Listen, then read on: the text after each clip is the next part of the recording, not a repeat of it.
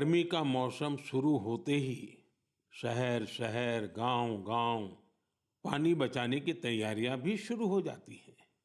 अनेक राज्यों में वाटर हार्वेस्टिंग से जुड़े कामों ने, जल संरक्षण से जुड़े कामों ने नई तेजी पकड़ी है।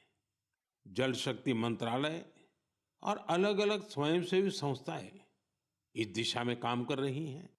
देश में हजारों कृत्रिम तालाब, check dam, borewell recharge, community soak pit का निर्माण हो रहा है। हर साल की तरह इस बार भी कैच द रेन अभियान के लिए कमर कस ली गई है। ये अभियान भी सरकार का नहीं, बल्कि समाज का है, जनता जनार्दन का है। जल संरक्षण से ज्यादा लोगों को जोड़ने के लिए जल संचय जन भागीदारी अभियान भी चलाया जा रहा है। प्रयास यही है कि जो प्राकृतिक संसाधन हमें मिले हैं, उसे हमें अगली पीढ़ी तक सही सलामत पहुंचाना है। साथियों, बारिश की बूंदों को संरक्षित करके हम बहुत सारा पानी बर्बाद होने से बचा सकते हैं। पिछले कुछ सालों में इस अभियान के तहत देश के कई हिस्सों में जल संरक्षण के अभूतपूर्व कार्य हुए हैं। मैं आपको एक दिलचस्प आंकड़ा देता हूं।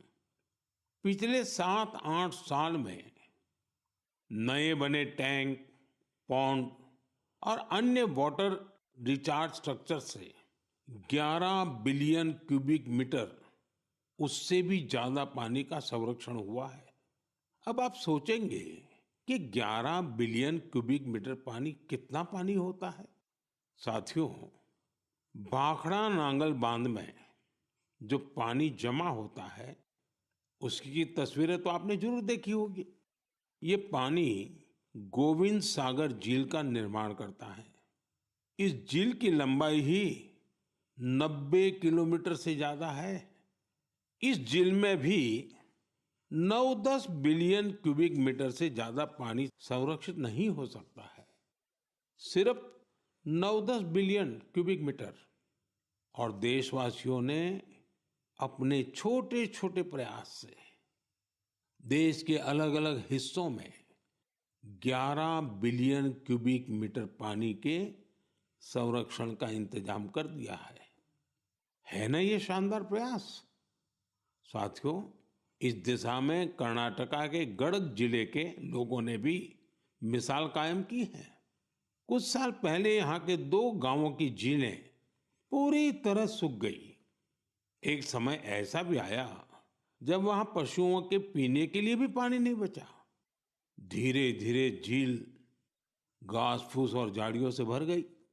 लेकिन गांव के कुछ लोगों ने झील को पुनर्जीवित करने का फैसला किया और काम में जुट गए। और कहते हैं ना, जहां चाह वहां राह। गांव के लोगों के प्रयास देखकर आसपास की सामाजिक संस्थाएं भी उनसे जुड़ गई। सब लोगों ने मिलकर कचरा और कीचड़ साफ किया और कुछ समय बाद झील वाली जगह बिल्कुल साफ हो गई।